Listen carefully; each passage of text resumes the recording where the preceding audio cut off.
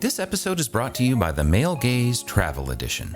All your life, you've come to expect the male gaze to be there, connecting you to a constant, masculine, heterosexual perspective that presents and represents you as a sexual object. But what about when you're in a remote location, camping, or in a hotel room? With no one else around, how can you experience the voyeurism and fetishization that you've come to take for granted? Well, welcome to the Male Gaze Travel Edition, a small, constantly recording video camera that uses AI technology to stay constantly focused on you.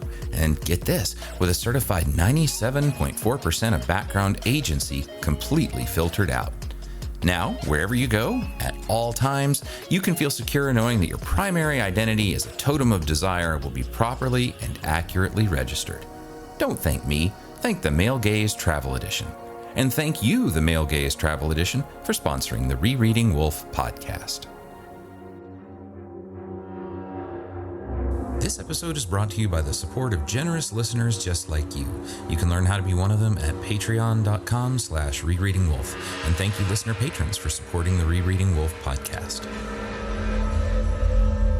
Warning. The following discussion is deliberately riddled with spoilers and unhinged speculation on this nearly 40-year-old book, Gene Wolfe's The Book of the New Sun. You can't read a Gene Wolfe story. You can only reread a Gene Wolfe story. Welcome to Rereading Wolfe. We don't pretend that this is the first time you and we have read these books. We want to understand them in as much detail as possible, and that means considering the works as a whole. Hi, I'm James Wynn. And I'm Craig Brewer. This episode is a very special conversation we had, and just a quick technical note, we had some problems with the usual way that we try to record that makes everything a little easier and smoother and just better sounding. So for this time we had to use Zoom, and I may be the only one that cares because I'm a nerd about stuff like this, but there's a little bit more fuzz and there's definitely some crosstalk that we couldn't really clean up this time. But the important thing was the conversation, and we got all of it. So here we go. Hello, everybody. So this is a very, very special episode. Today, we brought on some experts. We have Joan Gordon, who we interviewed regarding the Book of the New Sun and Gene Wolfe's legacy way back in 2019. Joan Gordon literally wrote the book on Gene Wolfe, the first book, I think, in 1986 for Starmont House. The title is Gene Wolfe. It's not confusing. She also wrote the introduction to Easton Press's edition of Claude the Conciliator. She's written several articles for the New York Review of Science Fiction, including some on Gene Wolfe's works. So let's see, most recently, I think you did something on Wolfe's novella, Memorare. Memorare. Yeah, so welcome back, Joan Gordon. And unless I heard you were retired from teaching. I'm still an editor at Science Fiction Studies, the journal. Oh, yes. Yeah. Thank you. Thank you for coming back, Joan. You're welcome. Also, Diane Lambert, who we interviewed for a reader interview number 2. It's really good. Check that out. Yeah. Diana is an academic, a teacher for how long? 10 years, 12 years? I think about 15, maybe, something like that. Yeah. Okay. So she's a recent winner of the Fulbright Distinguished Award in Teaching Research. I don't know how this works. Does that make you a Fulbright scholar? Is that what we're... Yes, it does. I think so. I don't know. There's all these different subsets. It makes me distinguished from the name. Yeah.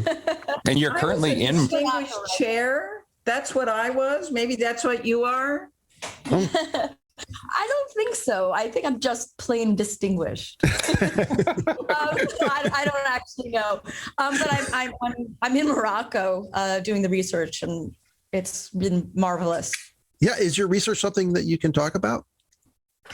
Yeah, but it would be very boring. I mean, I'm researching what's called soft skills in Morocco.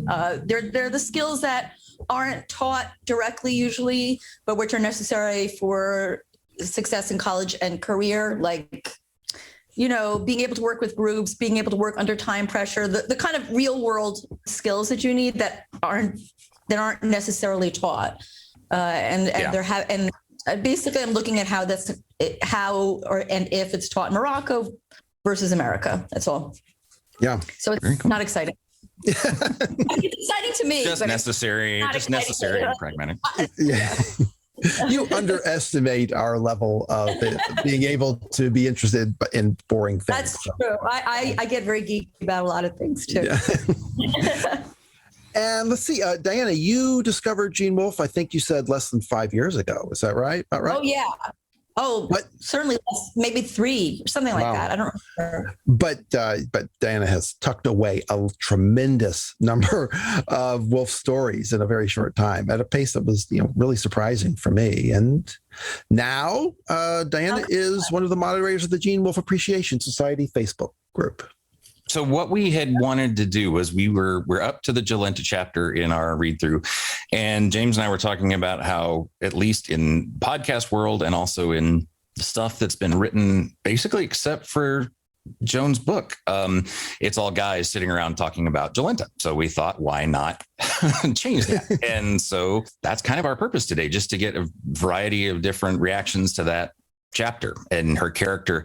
Anytime it comes up, this is definitely one lately that seems to cause a lot of arguments, and it always spins off in crazy directions anytime Jolenta comes up. So I think we're cordial enough. We're not going to spin off in too many angry directions here, I hope.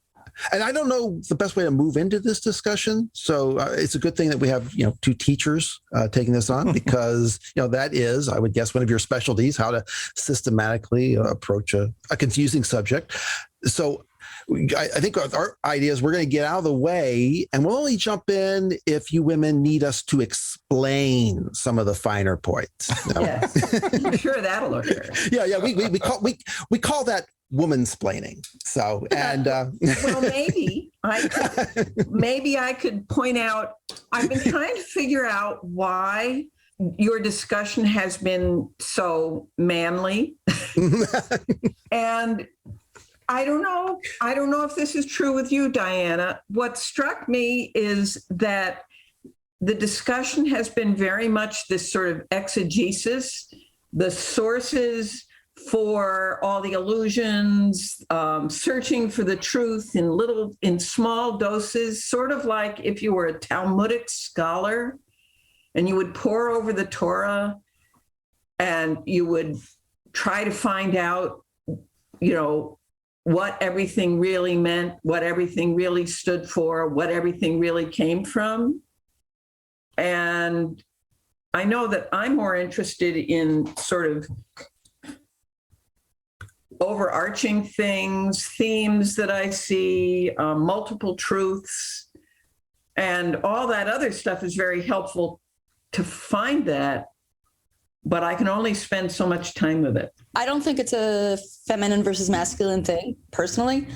I hope so, but I don't, that's my opinion, but I can't remember where it is, but Severian has a key passage where he talks about, and I think it's Dorcas says the 3 ways that things are seen, the 3 levels, the literal, real level, whatever it is. It's kind of like literal. If anyone remembers the quote, I can probably come up with it. Because I think that's a very key passage, because it is how the book itself can be interpreted on all 3 levels. And if you care to focus on what actually happens and look at character motivation and, the physical journey, themes that might be conveyed by the characters and their personalities, that's a totally and completely legitimate way of looking at it. But it also has a metaphorical level and a symbolic level that I think are equally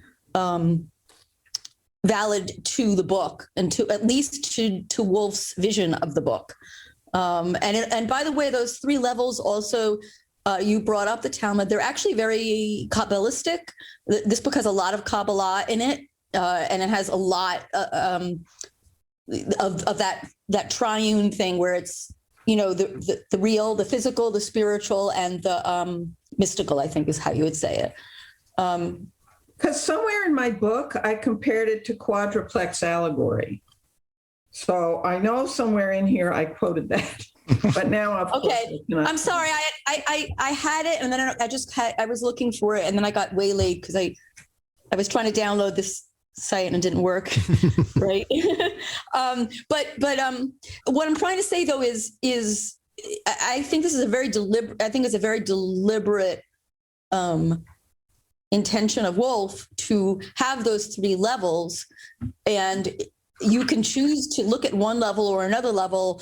I don't think it's accurate to say only one level is the only way to look at it. You're not saying that. I didn't mean you were. No. But I'm saying for those of people, if anyone does that and says, well, the only way to read this is by looking at, very detailed colors of schemes and symbols of that. That's only, then you're going to be shortchanging yourself in your interpretation of the book, because it's not operating only on that level.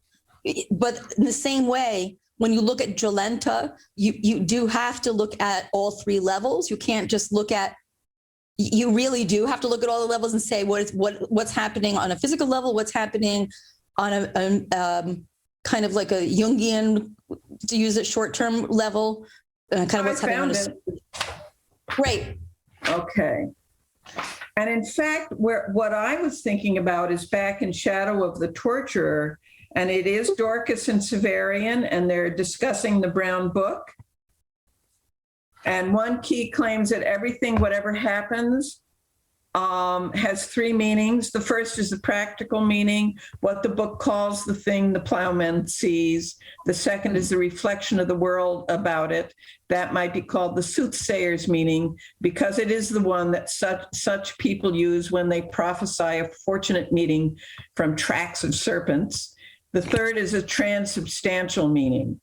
Since all objects have their ultimate origin in the pan-creator and all were set in motion by him, so all must express his will, which is the higher reality. So our world, Severian's memoir, Wolfe's, this is now me, and Wolfe's fiction all demand such threefold interpretation. Right. And so what I call the literal meaning, a metaphorical one, and an analogical one. And finally, sort of an anagogical one. So you're always playing that game in Gene Wolfe, but sometimes you can't see the forest for the trees. Right. You have to be careful about that. That's what I was saying. Like with one, if you can, but if you focus too much on the trees, then you're not going to see the forest. And the forest is equally as important as the trees. Right. All three levels are important. They're very, what he's doing is very interesting because it's very Kabbalistic, those three levels. And obviously very, you can, with the triune nature of God as well, with Christianity. I mean, you can really do a lot with it. So I agree with you that just looking at what's going on, like as if you have a microscope and you're Sherlock Holmes and you're looking for individual clues, you're only going to see some of what's going on. So I guess back to the original point, the original chapter talking about Jolenta, yes. You have to look at that if you want. I mean, you don't have to, but it's best if you look at it through all three lenses. Let's put it that way. Yeah. So maybe now look at Jolenta. Yeah. So somewhere somebody wasn't one of our original questions is it sexist, or is Gene Wolfe sexist? Is Severian sexist? That sort of thing. That's what usually comes up. Like whenever this gets discussed online somewhere, it usually quickly follows into, okay, well, does this mean that Severian is a sexist person, or is Wolfe a sexist person? Maybe we could start just with how you guys take the chapter. I mean, like what is it describing? I guess the basic question here would be like, does Severian rape Jolenta, or is something else going on? All right, you go ahead and then I'll go. I was just going to say, by the time you get Earth to Earth of the New Sun, he says something like, I guess. It was like some people might think, maybe, but I thought that she wanted to, and I still do. He said, which is kind of, I think this is all say, but but this is one of the signs to me that I think that this, of all chapters, Wolfe would get asked about at every convention, I believe, because it is unique in that Wolfe has a character who speaks back to the critics. You know, he actually turns and looks at the fourth wall and answers them to some extent. Well, you know, what I had thought about this way back when I wrote the book was that Severian's first experience with a woman really is Thecla. He knows from nothing about women. So there's that. Right. And he's been trained in violence. So he may remember everything, but he is not to a point in the Claw where he is as self-aware as he might be, shall we say. But I you know, Gene was an old-fashioned guy in many ways, I think. He was courtly and gentlemanly and all of that, all the good things. And he loved archetypes. So, you know, he's not going to read like an ultra-feminist, but he's certainly not anti-women, which seems to be the next thing you might assume, I guess, if you're having fights. Yeah, the word misogynist does come up a lot. Right, and I don't think he is. Well, I actually think it's not even a valid question. I mean, it's a question, sure. But I think the very asking of the question misinterprets the book. Because Sure. Severian is, part of Severian's journey is from like the Jungian and the spiritual and the character's journey is from somebody who literally tortures people, Yes. literally in a dungeon, literally tortures people in a very twisted, very dark environment with all men who are all warped and who are ripped from their mother's wombs, basically, and only know women through, you know, whores, basically, like cloned whores. They're all really broken men. Yes. And Darren is taken from that. And back to what you were saying about, you know, his innocence. And I think I had mentioned this in my other interview, you know, how Dorcas, when Dorcas and Severian approach Talus for the first time, he says, innocence and death. Yes. And we all assume who's who. And honestly, Severian is every bit as innocent and Dorcas is every bit as death as the reverse. But Severian has to go on a journey in which he, you know, as a Jesus-like figure, he has to go through a journey where he and a Jungian journey where he embraces his shadow. I mean, the first book is called The Shadow of the Torturer, and he has to face his shadows and incorporate those shadows. A lot of the women are classic shadows, the Jungian shadows, and the fact that they're women is significant because the shadows are usually the opposite gender. And so, like, there's many sins. What the problem I see is that in our culture right now, the assumption is that rape is an unforgivable sin, but cannibalism, torture, and murder is okay and not unforgivable. So I find that illogical. I don't. That is the core assumption. So is Wolfe a sexist? Not like it. There's several leaps of logic here. The one is like only rape is unforgivable, nothing else. Like I say, this is a man who's tortured people to death, caused them horrible suffering, okay, and has grown up this way, and has just participated in that cannibalistic, disgusting, kind of what reverse Eucharist thing, demon-like Eucharist thing. So he's already committing a lot of sins and has committed sins. So I think this is a very intentional that he's committing a sin. Like I don't see why we're supposed to think that this is a good thing that Severian does. It's not.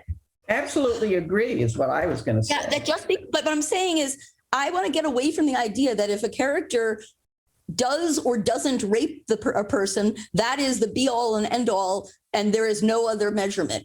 They can murder, they can torture, they can do what they want, and that's okay. We can understand them as a person, but God forbid they should rape somebody. And I do speak as a rape victim, by the way. I'm not being light about this. I myself was raped. So it's not like I have a firsthand experience in this. Like, I just want to make that clear in case I come across as flippant. I'm not being flippant. I think the point is that it is it's lust, and he talks about it a great deal, is one of the 7 deadly sins. And this is something that he really has to incorporate, which he does in the next few chapters, where Severian talks about his separation of lust and love. And there are several key lines in the chapters where he talks about that, when after this chapter, where kind of Jolenta's kind of melting like wax, and she's losing all her looks. Severian says, no, desire is not love. I love her even more now. He says that.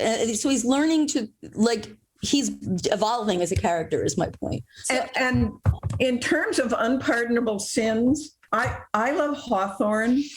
So for me, the unpardonable sin is Talos's.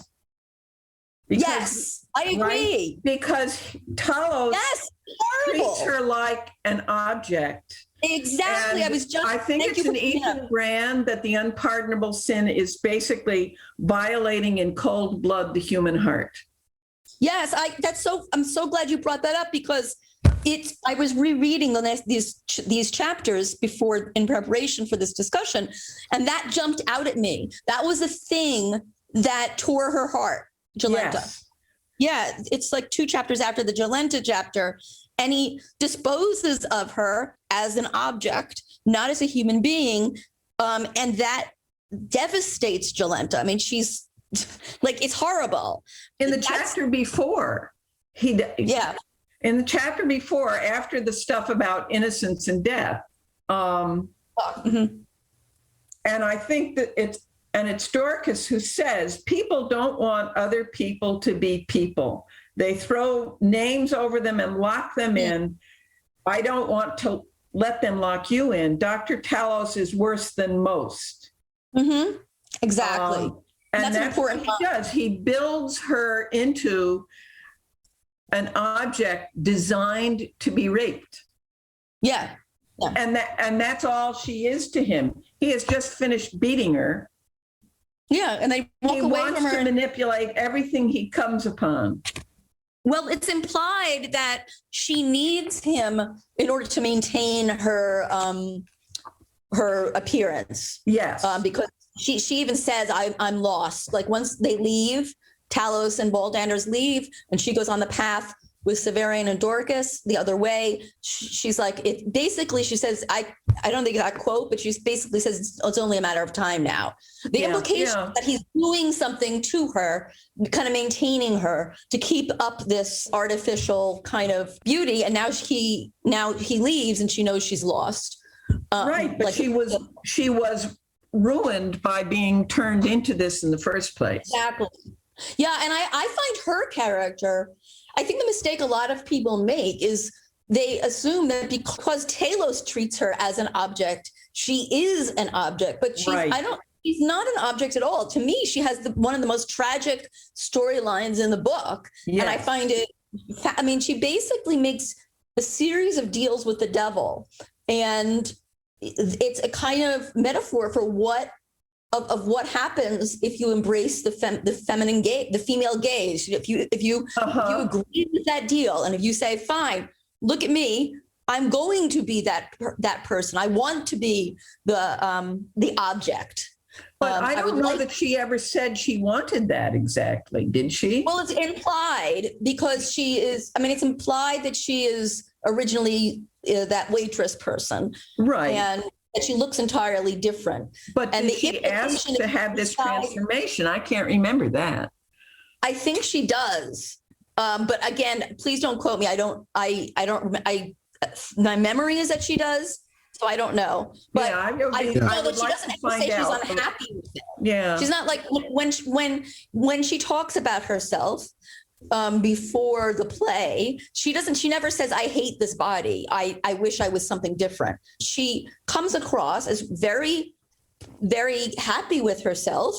And her goal that she says is to basically ensnare the autarch and thereby become the most powerful person, because she would be controlling the autarch, who himself controls the world. And ironically, she does ensnare the autarch because it's Severian, but she doesn't know that. She's one of these people who gets what she wishes for. Be careful what you wish for, because then you might get it. She's kind of like embodies that. So she gets the autarch, only it's Severian. It's the horrible downside about being a feminine object, is that you are an object. And she is ultimately disposed of like an object. And I do believe that she agreed. She certainly never said, I hate that I can't walk. She kind of like calling it to attention. She seems happy with her beauty, her kind of aphrodisiacal beauty. I'm looking at, now we're into the Jolenta chapter, and it's page 204 in my book. Jolenta and I were of less value. Right. And, she was, and talks about her legs being inadequate to bear much weight, her jutting breasts in constant danger of having their nipples crushed. And, later on, her thighs are so, big that she can only have her legs apart, sort of designed to be raped. She had only herself, right. The incessant performance whose sole goal was to garner admiration. And, we only know all this through Severian, so I'm not sure we know how happy she is with her position. Right. He never records, and it's possible that he's only recording the things that are positive, but we have to go with what he is recording.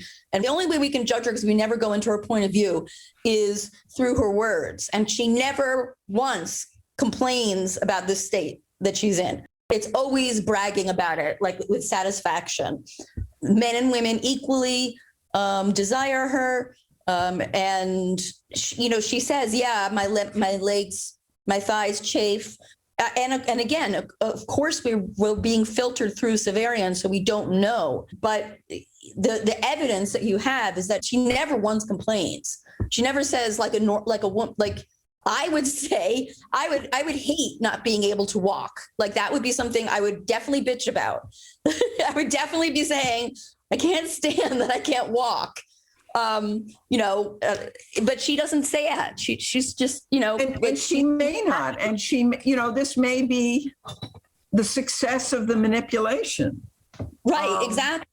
But that's what I'm trying to say, like that she makes a deal with the devil, basically. Yes, I mean, she's still a pitiful figure, for sure. Oh, I think she's a tragic figure. Yes. I think she makes a decision to embrace. This is what happens when you decide to fully embrace being the object of the male gaze, is that you're ruined as a human being. Honestly, to me, if you want to talk feminism, it's actually, to me, I read it as very feminist. I read it as it shows the dangers, the horrible dangers of acquiescing to that embodiment of what male lust, and being that kind of thinking that you can therefore manipulate, through your magical feminine powers, you can manipulate men to do your bidding. And she kind of personifies the Venus in the flesh, only with all the inconveniences.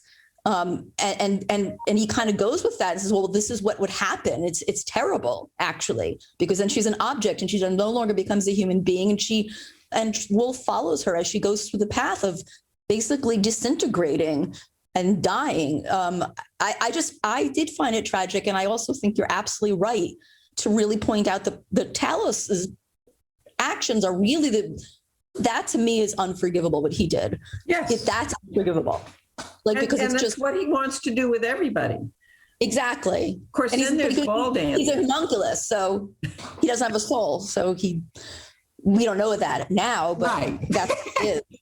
So that's what someone without a soul does, is they use people as objects. If you want to look at it. And he's and he is an object. And he himself is an object. So he doesn't even understand. Yeah, he has no soul. It's kind of a horror tale. You know how the Wide Sargasso Sea, is that what it was called? Was done Sure, through the Jean Rees.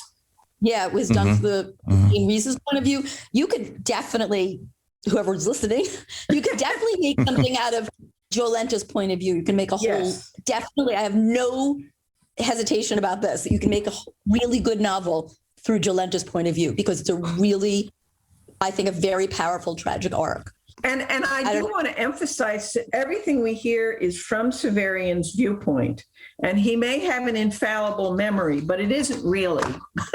It isn't, or he's unconscious or this or that. So many things question that. But he is also not very far along on this journey, as you put it. Yeah, so exactly. His angle is questionable. Yeah. And speaking of questionable, I am still fascinated by what actually does happen with Jolenta, because I've reread the scene.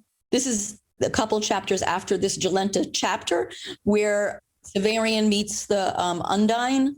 And then when he comes back, so he leaves the two women alone. And when he comes back, Dorcas says that Jolenta must have been bitten, and maybe by a bat. She has 2 slashes on her wrist that are as large as Severian's thumb. And she's bled out. And then she actually dies, if you remember, at the end of this book. Again, she's alone with Dorcas when she dies. And the witches have said that they can cure her. But then she dies. So I always have wondered if Dorcas has taken revenge. And, because in the play, that's exactly what Dorcas's alternate does. She tries to hunt down Jolenta and tries to hurt her. Jolenta's alternate in the play. So, Dorcas comes, she's not really innocent. Let's put it that way. No. There is also the suggestion at one point where Severian makes it sound like Dorcas and Jolenta had an affair before he showed back up. And I read it again with that in mind, because it was mentioned later on. But yeah, I mean, it is implied. It really is, because she boasts very openly that any woman around her wants to protect her and help her. All women, they can't help it. And then she's been with Dorcas all this time. So the implication is certainly that it's not impossible. Let's put it that way. I do think jealousy and revenge are part to explain Severian's actions, but also Dorcas's. And in that way, I also think Jolenta is another part of her tragic victimhood. But it doesn't seem likely that it is a bat, because later on in the 3rd or 4th book, he's actually bitten by a bat, one of those bats, and the injury is entirely different. It's not the same at all. Wolfe details the injury, and it's a completely different type of injury than what Jolenta has. So I always have wondered if Dorcas did that, or if Jolenta tried to kill herself. I don't know. That's what I kind of suspect. The 2 splashes. Yeah. Yeah, that it's a suicide attempt. That's right. So whoever was writing this about Jolenta, whatever you want to call it, would decide that. But it could be a suicide attempt for sure, especially because there are 2 slashes on her wrists, which is a very suicide. That's just getting the big veins. Yeah, it's classic. And then she also that interpretation would fit into why Severian's claw doesn't work on her, because she doesn't want to be healed. She's done with life. Well, she's done. She's been empty. Yeah.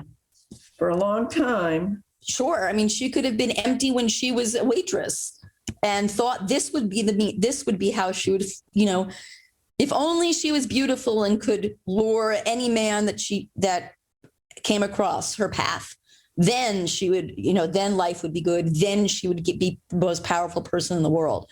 And then this is what happens to her. Yeah.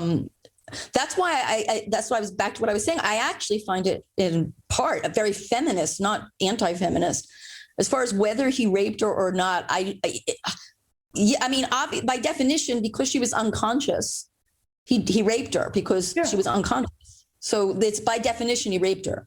And in Earth, it's something like, I wish here, it's like, I don't know, a lot of people claim stuff like that, but well, one place is, I've been far too ready to abandon women who have had a claim on my loyalty. And then as I contemplated them and the few that came before them, it seemed to me that my acts toward women had depended not upon my will, but upon their attitude toward me. I had been brutal enough with Thecla, blah, blah, blah.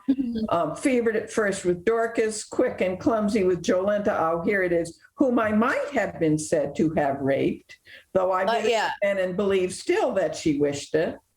Well, isn't it pretty to think so? It says at the end of The Sun Also Rises. Okay, so I mean, like I said, by definition, yes, she made it very clear that she is basically sleeping with whoever she wants to sleep with, but she was unconscious, so therefore it's rape. It's kind of like, yes, he raped her, but I don't see. My but is that the fundamental idea that rape is some sort of an unforgivable sin, whereas murder, torture, et cetera, is not. And I just don't agree with that. I think he does it on purpose. Like, it's like saying, does Wolfe make a character who is sinful? Yes. Severian is sinful. That's the entire point. And lust is one of the 7 deadly sins. He has to go through that as part of his growth. He is not a perfect character by any stretch of the imagination. That's why he needs to redeem himself. That's why he works so hard. He's never perfect. And that's the other point. As the Son of God, he's never perfect. He never is.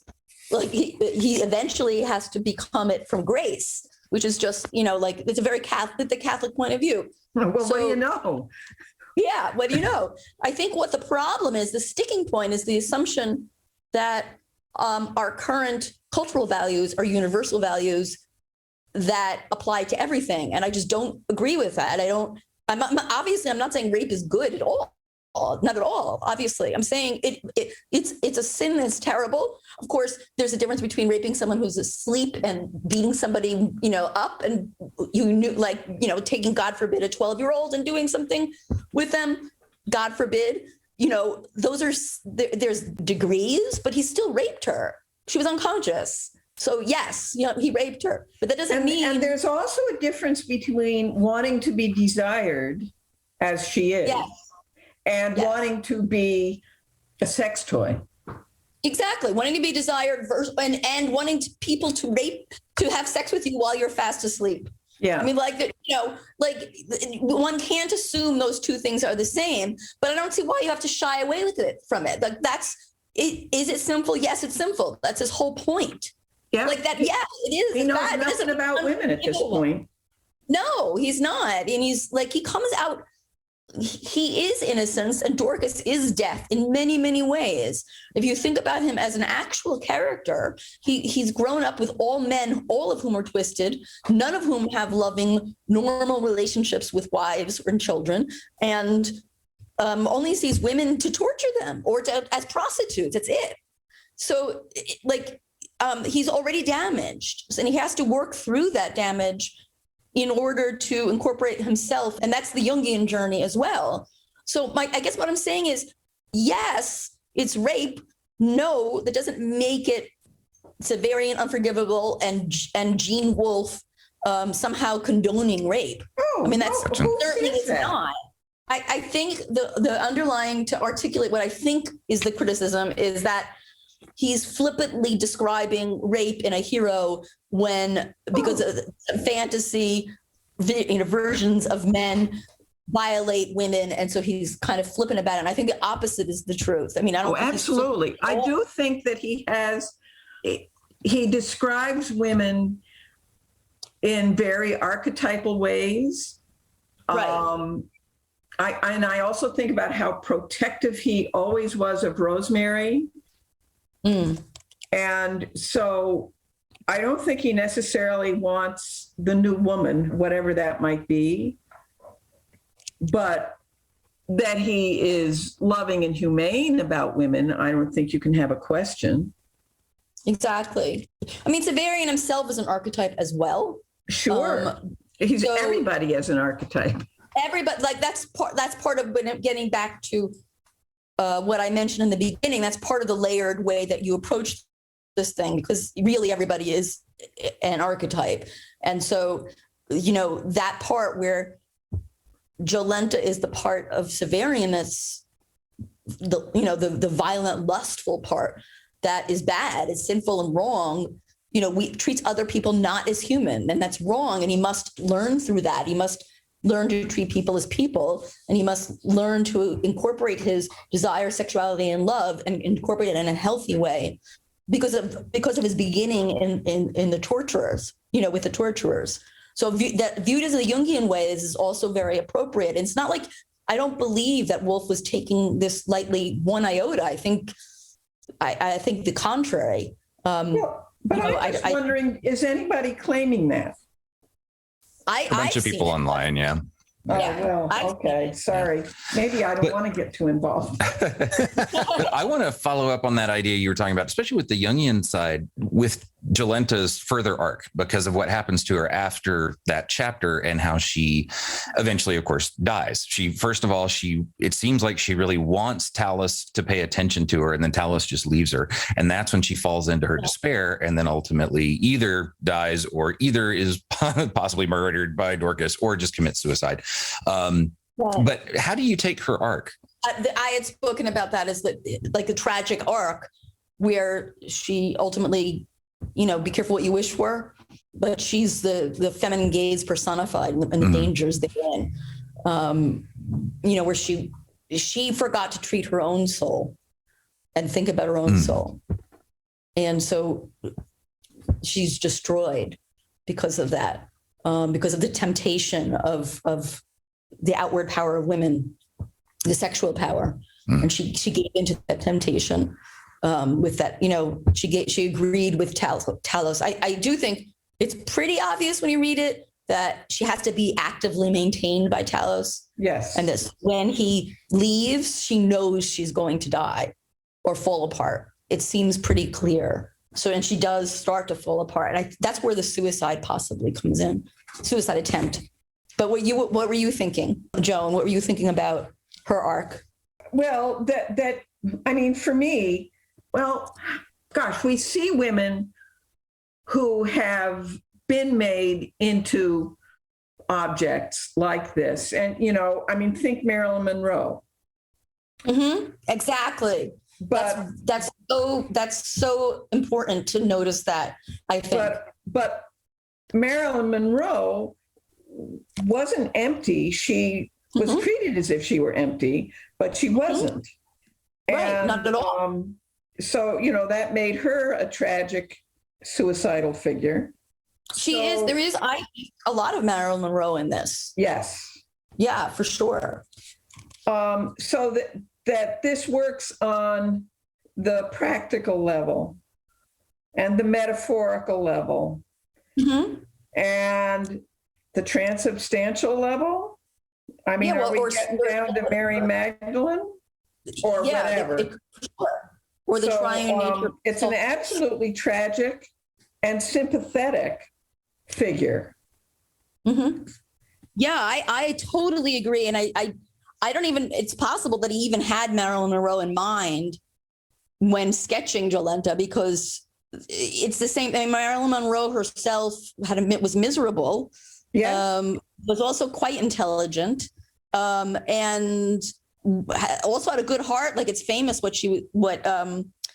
her sticking her neck out for Ella Fitzgerald. Ella Fitzgerald. Was it Ella Fitzgerald? It was not. Yes, Ella Fitzgerald. She, at the time, there was a lot of racism, and Ella Fitzgerald had a decent career, but there was a club that was very prestigious that she wasn't able to get a booking for. And Marilyn Monroe said, "I'll sit in the front." Talked to the owner and said, "If I sit in the front row for 3 days, will you play Ella?" And she knew he would agree because it was instant press for him. So he agreed. And then that was what catapulted Ella Fitzgerald to the next league. So what I'm trying to say is that's an illustration of somebody who was a little bit ahead of her time, or at least who had integrity, personal integrity, and but never was treated for that. Exactly, but was treated completely like an object, and also molded her body too. I mean, she had a lot of plastic surgery on her face and was a miserable person by all accounts, and eventually committed suicide. And I view her as a Kardashians do all that and seem quite happy. Who knows what they really feel like inside, though. Oh, but God. Yes. They're a mystery to me. They are, me too. But if you think of someone like Marilyn Monroe, she is definitely a tragic figure. And I think people who, it's the very act that they of somebody treating her or Jolenta like a sex object that takes away their humanity and their tragic arc, because the tragic arc must come from their humanity. It has to be part of their own choices. If they're a victim entirely, then they can't have a tragic arc. It has to be something that they've actively decided as human beings with human dignity. And so I think that's true of Marilyn Monroe, and I think that's true of Jolenta. Somehow I need to come back to the Hawthorne thing, because in the Scarlet Letter, there is Chillingsworth, who is a Dr. Talos figure. Yeah. But he can't do that to Hester. She doesn't allow it. She's too strong. He has to do it to Dimsdale, that idiot. But that's a good one. I didn't think about that analogy, but I think. Well, and of course, I doubt that you don't see Hawthorne in Jean's stuff, so I think it's me. But as I would say to students, once the book leaves your hands, if you can find the support in the book and there's nothing in the book that denies it, it's a legitimate theory. So absolutely. And who knows? I mean, he could be putting it in subconsciously as well. You just don't know. Mm-hmm. But if you can get support for it, then you can get support for it. So that's that. So, and one of the things I love about Jean is how ambiguous things are, or at least multiple things are. So that the answer is often, here are 3 different theories, and the answer is yes. Yeah, exactly. Well, I love the ambiguity, and I love the fact, one of the reasons that the Book of the New Sun cycle, is one of my favorites, is because it works so well on all 3 levels. Some of his later work, while still always brilliant because it's Gene Wolfe, I think actually works less well because it works better on a metaphorical, not on the physical level as well, till you get to sometimes you don't even know what's going on in some of the very late ones. And also he gets rid of the beauty. Yeah, and it's more. And that made me sad. Yeah, for me, it becomes, I lose interest in it. Like Land Across is an example of that. Right. Where you have on that level, like you don't know it's very hard to tell what actually is going on. To answer the question that's originally asked here, yes, she was raped. What is he trying to say about gender, sexuality, and power? He's not really only talking about gender, sexuality, and power. He's talking about sin and redemption and tragedy and, I don't know, universal themes for both men and women. And it's also, this is his coming of age. These 4 volumes are his coming of age. Mm-hmm. An unusually active summer. I forget what the wry remark was. Summer unusually something or another. But, that's what it is. The 4 volumes. Mm-hmm. So you don't totally come of age over the summer. I do have a question.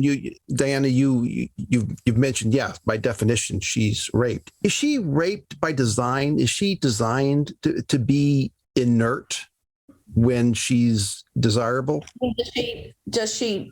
Oh, because she basically becomes comatose in the book, and Severian offers some suggestions, which to me, when he offers suggestions for what the cause is, I always say, okay, we can scratch those off the list.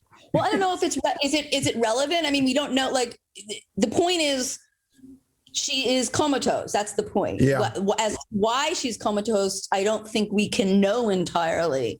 It could be any number of reasons. Was that But like she part is of her supposed- tragic arc? Is that It could be. Yeah. I don't know. I don't know if that's something like there's not enough information about that as far as whether that's a fact. Yeah.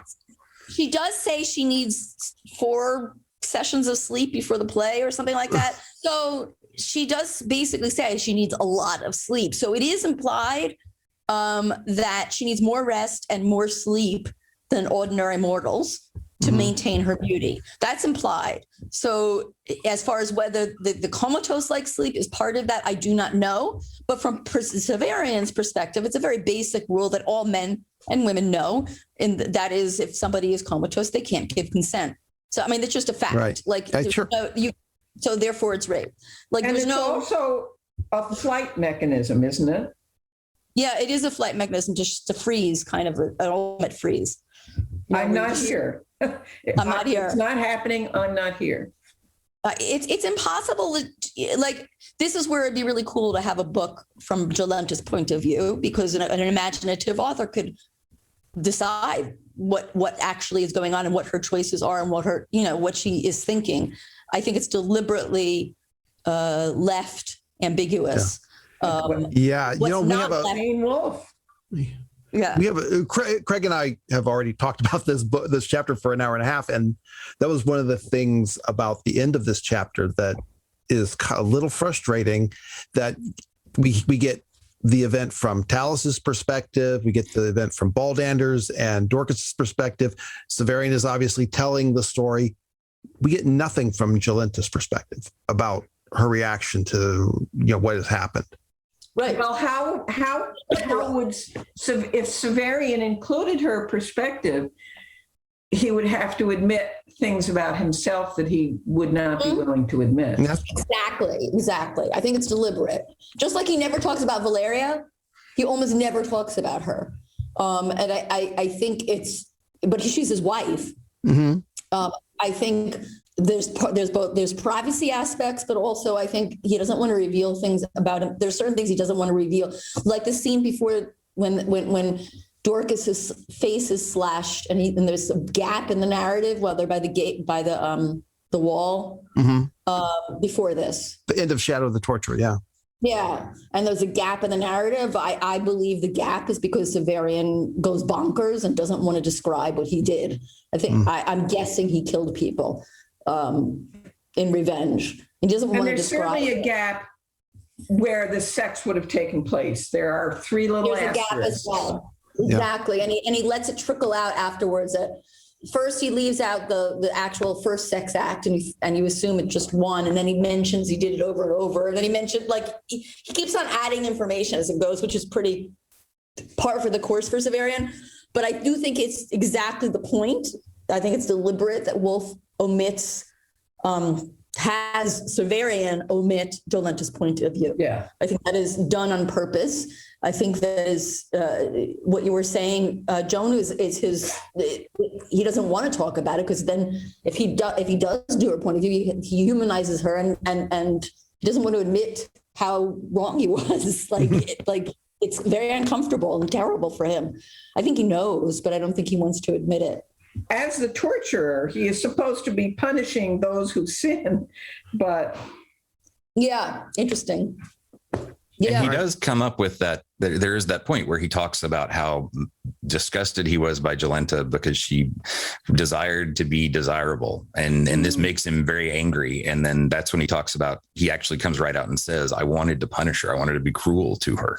And exactly. But then if you notice it, right. And I the first time I read it, that stuck out at me more. But when I reread it, his movement is from rage and disgust to pity and love. And after he makes a point of saying that he loves her after when she's falling apart and becoming ugly. He literally says, I realize I love her. yeah. And I mean, I think that's very significant because he's learning to separate, he's messed up. I mean, if you view this even on a regular, now, if you view it as a regular level, he's like, think about him as an actual person and his childhood. And this is a coming of age story, what he must leave he's not a carpenter. He's a torturer. It's way harder. Although Jean points out that the only thing we know Jesus made was a whip. Yeah. Yeah, I think I read that. It's true. My general thing about Gene Wolfe is how important the archive and memory are. And they are, as we think about Jolenta and who is telling her story and remembering it, and how it is archived in this story of an unusually active summer, we're watching him try to figure out what he really did and what it really means and what that says about him. And he backs off a lot through the 4 books, I think, on what it really means about him. So I think once he ingests the autarch and then becomes a multitude of people, countless people, and then you add the fact that he has the memory, it becomes almost too big of a thing to even talk about. I think he refers to it a few times, but he talks about it almost as a devil at one point, I think, his memory. Definitely that it oppresses him. He's oppressed by it. Yeah. He is oppressed by it, yes. Yeah. Well, I will say, you asked, it wouldn't be great to have a story from Jolenta's point of view. I think actually Wolfe did that. Unfortunately, fortunately or unfortunately, we don't get this scene from this chapter, but I do think An Evil Guest is the story from Jolenta's point of view. Okay, no we'll see. I actually had bought it and I thought I packed it. I'm here for 6 months in Morocco. And I thought I had packed it and I didn't. No Amazon Morocco? No, there is no Amazon Morocco. Nope, there is not. It's actually dicey to get anything by mail. It's waiting for me at home. So yeah, no spoilers, but that's really intriguing. I'll actually, when I read that, I will think of that, what you just said, your insight. No, I think, it's Jolenta, Talos, Typhon, cool. I think. Yeah. Okay. I hadn't thought about that.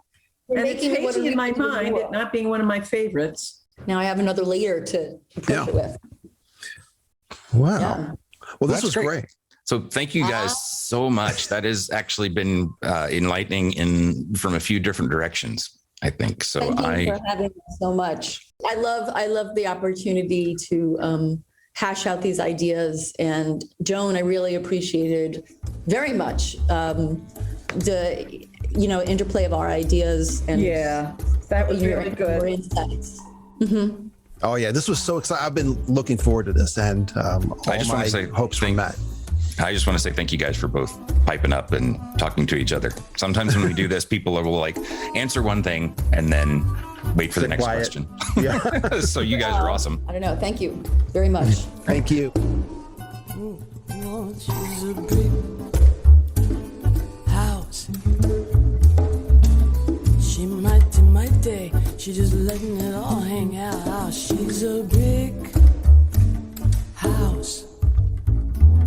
Like me to stack, and that's a fact. She ain't holding nothing back. Oh, she's a big house. She's together, everybody knows, and this is how the story goes. She knows she's got everything that a woman needs just to get a man. How could she lose with the stuff she used? A 36, a 24, a 36 on what I win in hand. Oh, she's a big house. She mighty. She just letting it all hang out. Oh, she's a big house. That lady stack, and that's a fact. She ain't holding nothing back. Shake it down, down. You shake it down, down. You shake it down, down. You shake it down, down. You shake it down, down. You shake it down, down. You Shake it down, down. Ah, shake.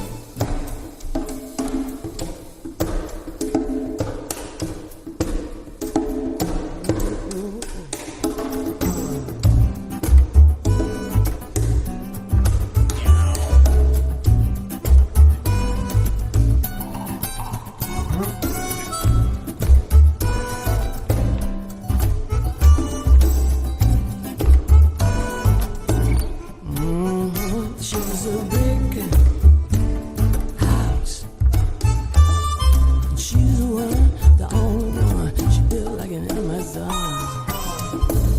Shake it down, down. Shake it down, down. Shake it down, down. Shake it down, down.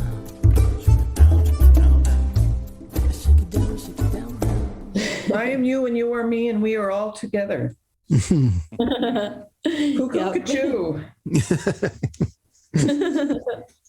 I am the manatee. So, Are you able to knit while you're talking? That's pretty amazing. I am. It's very simple knitting. oh yeah. Oh, you got to close. Okay, here's how we close. If you guys could say together, you could say, until we meet again, may the Moira favor you. I don't know that I want to say that. I don't say that either. Wow. Wait, that's Schitt's Creek.